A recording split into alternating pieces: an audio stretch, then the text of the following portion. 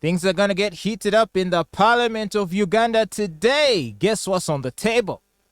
Homosexuality.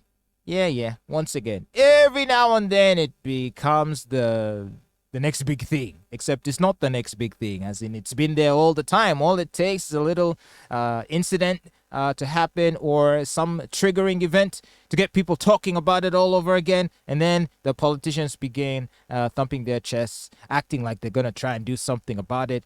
And so today is going to be one of those days where the Speaker of Parliament has revealed that the draft law is going to be tabled on the House floor of the Parliament today, this Wednesday, the 1st of March. And the law about homosexuality is what we're talking about. In the remarks that she made at the tail end of the joint ecumenical Thanksgiving service at Parliament on Tuesday morning, Anita Among, the Speaker of Parliament, stated that the law is intended to tackle the escalating moral decadence tainting Uganda's image. We want to appreciate our promoters of homosexuality for socio-economic development. Yeah. We want to appreciate our promoters of homosexuality for the socio-economic development they have brought to the country, but we do not appreciate the fact that they are killing morals, she said. She added, we don't appreciate the values of Ugandans that they are destroying.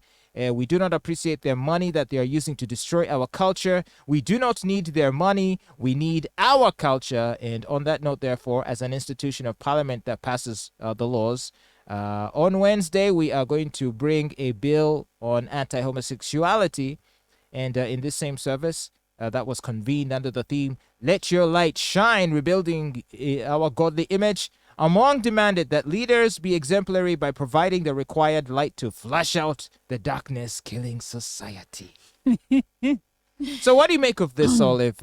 We know that given recent events, the allegations of sodomy at King's College, Bordeaux, and now, of course, Chameleon kissing his brother on stage. The Muslims protested on Friday against homosexuality. So it looks like once again the issue has read. It said that maybe the speaker is trying to ride on the current. She's been quite vocal about that issue. She, among herself and the Deputy Speaker Thomas Taiwa, have been very vocal about homosexuality. And honestly, I don't know. I don't think they're just riding on what is selling at the moment. Because let's look back. What is our culture like? Homosexuality is not really something that people in our culture resonate with. I guess. So it makes sense for them to want to table it again, though one wonders, will there be a difference between this and the one that happened in 2014? Because it was rejected by the court on a technicality. Wait. Are you talking about, yes, this is the anti-homosexuality bill of Bahati. Yes. All right. And you're right. It was actually repealed based on a technicality and not so much on the merits of the law, which a lot of people would have hoped that was the case, but they were happy nonetheless that it got struck down.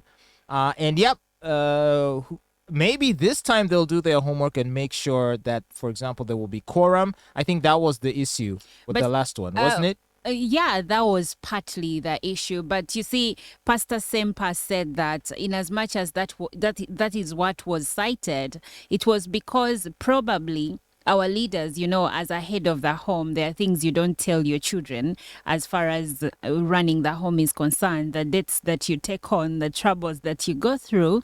So probably someone made a call to someone and they were like, you know what, you have to make this thing go away. So when the Speaker of Parliament says, we don't need your money, I hear her, and I wish we lived in an ideal world where we didn't need their money. But we do. But we do. So let's not pretend. Exactly. So I don't know. Are they just paying us lip service in the sense of we talked about it, we tabled it in Parliament, but at the end of the day, they know who butters their bread. Obviously. And they will have to make some compromises. I think, of course, this then allows... And let me be conspiratorial for a moment here. It could be a great diversion from the Oh, opium scandal, ew. the iron sheet The scandal. iron sheet scandal. There is a lot of things, by the way, that can come to light later on because we are now so focused on homosexuality. Not that it doesn't matter, because some Ugandans are really, really 150% against it. But every time everyone is making so much noise about one thing, there is always something going on. I mean, the other day, BOU was selling assets, and someone was like, why is BOU selling assets? BOU is supposed to be having money and acquiring assets. So why are they disposing of assets? Are they broke? Is something going on? Questions. So, I think obviously the public is reacting positively to this. I think, especially right now, if you look at social media, the chameleon debate is really getting people excited. The issue of chameleon and his various activities on stage, where he's seen to be kissing his brother, which Did is you see happening. that clip though? Apart from the picture, did you see the actual clip? I did, of It course. happened for like a second. Like, It doesn't matter. But it has happened many times. maybe For that's a how they second. greet each other in their family. And now I know I'm no stranger to the LGBTQ community, but at the same time, their cultures. Okay, in chameleon is Uganda like me, and in Uganda, that's not how we greet each other. But it could be an exception in their family. Maybe that's how they greet each other. I don't know. Because when you go to neighboring Rwanda, they peck. Whether father or mother, they will Yeah, peck and I think each even other. in Asian countries, Yeah, in some or Asian countries, Arab in countries. France. And yeah, so maybe we are making a big issue out of something really small. Well, let's see. It's going to be tabled today in the parliament, and there seems to be a lot of energy behind it, and many politicians might be seeking this as an opportunity to claim the spotlight. And yeah, you're going to see some very bombastic speeches being made on the floor of parliament today. Definitely. So that's going to be interesting to review. But for me, on a personal note, my attitude has kind of shifted. So I started off, and from the beginning, I've always been a libertarian when it comes to this issue, which is, live and let live. As long as it's not bothering me and they're not bothering other people, if it's consensual, I don't care. And to an extent, I still maintain that. However, there is an aspect of propaganda, that I'm not liking. I don't like the underhanded attempts to force it. Really, they're forcing it. And I don't want to sound like these Bible thumping pastors, but at this point, you can't not see it, where every major Western corporation or institution is all pride this, pride that. June is a few months away, and you know what happens. All the social media companies, it's just going to be rainbows all over the place, right? Gay rights this, gay rights that. Every movie, even when it's not required, will have to feature someone who happens to be gay. All the series have to have gay people. So, I don't know how families even watch TV now, because now you're going to be at home watching a movie, and out of the blue, there's going to be a gay scene. I'm telling you, lately, it's a breath of fresh air if you watch a series and finish it without a gay character or a movie. As in, these are things we used to hear about.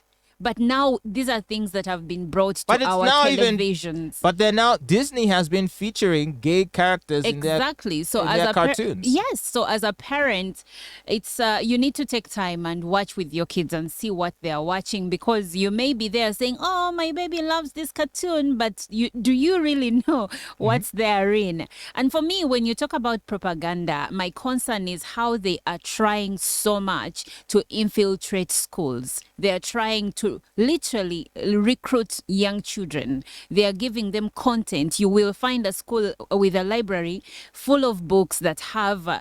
I saw a book that was showing families, mother, dad, then mother alone, then father alone. Those are single parent households. And then there was mother, and father. And it was in a certain school, apparently. So I'm like, why are you trying so hard? Let They're the trying so children hard. grow up. Let them decide if they want to be gay or not. But they are recruiting our children, and that is not okay.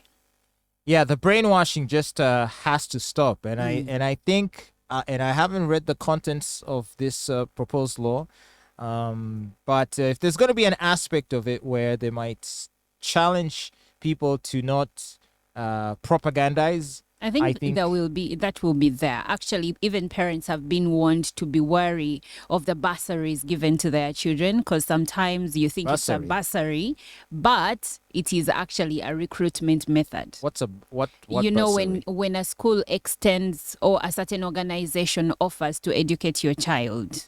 Okay. Yeah. So you may think they are just educating your child, taking them for some, camps and whatnot, but you don't really know what goes on when they take them to places like that. And or when they have those one-on-one conversations with their quote-unquote sponsors. And what I do find quite nefarious and quite chilling is the fact that they are explicit. Many of the more radical activists, especially the ones on TikTok, Twitter, and elsewhere, and even Hollywood, they're explicit in saying that we're not even bothered about you, the adults. For us, we're going to get your kids. We're going to talk to your kids. There's a guy called Billy Porter. Do you know who he is? Sarah likes him a lot. He's like a black guy who wears dresses at these.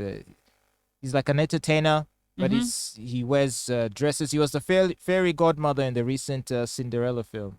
Okay. Anyway, so this dude even has a song called "Children," where he says we're gonna talk to the children and spread the message. We'll let the children know what time it is. And the song was. Why are you going past our heads? So you have failed to convince the adults, the parents. So now you're jumping over, going to the children. It's quite nefarious and dangerous, and I don't like that. And this is what's unfortunate, because there's two types of gay people. There's the gay people who kind of just don't even want people to know they're gay. They want to be left alone. They just want to live life and just not bother anybody. And then there are those that are riding the clouds. Right, who want to ensure that people the message is spread and that it's shoved in everyone's faces. I don't know. There's a tinge of narcissism there, if you ask me. Of course. And so, is it a tinge? It okay, is like the whole boatload. damn thing. Because if you're going to force people to get rid of their values so that they adopt yours, then you're what? You're a narcissist. Everything is about you. Everything has to change, has to shift and because of you. Actually, and I don't know, I almost wanted to say, if you talk to the normal gay people. So we reached a point where we even have to identify the normal gay people. Okay, there's the sane gay people. And by that I mean the ones who are sort of, they understand that, look, they may have that proclivity for whatever reason they have it, but they understand that they live in a country where it's probably not everyone's cup of tea. Exactly. So they understand that they're going to live their lives and not bother anyone about it. And then there's the other guys who want to shove it in each other's faces. Now, this first segment, they actually hate the activists. Because they're like, making all of them look bad. You're making life hard for us. That's true. You know, we just want to live life and not bother anyone. Normal. But you're making people hate us for no reason. And I think there's research that bears this out. I think recent research shows that attitudes towards LGBT people has actually worsened in the last 10 years, and yet the public acceptance had been increasing. Yeah. But they have been going overboard. So now people are even just irritated. And they're not irritated because people are gay. I think deep down, most people have accepted or are accepting that these people are there and they're going to be among us. They're irritated by the fact that you're shoving your sexual preference in our face. I mean, straight people, we also have sex. But we don't talk about it. I'm not every day on this just telling Fatboy how I like men. But I like men. I love men, right?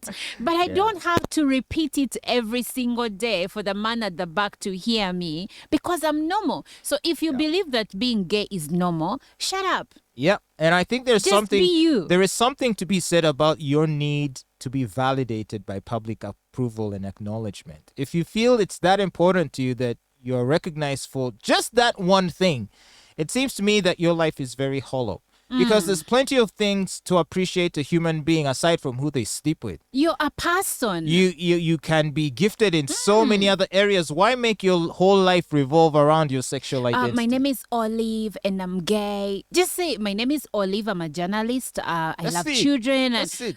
And later End I'll of be story. like, oh, so you're gay. I've met some gay people, by the way, who are like that.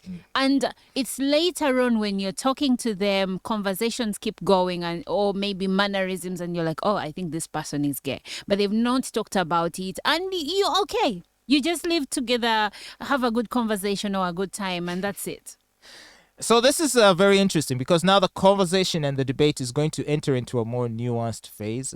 And I think the activist class need to understand that they're actually doing more damage to the cause of LGBT than they think they might be doing. But isn't it funny that some of the most outspoken people, the activists, are not even gay? Exactly. They're the So ones they're using making the most noise. they're using LGBT as a pawn to push a wider political agenda and societal division. Of course, it is said that's where the money is. Make noise, get funded for whatever agenda you're trying to push, whatever cause you're trying to lead, and live happily ever after.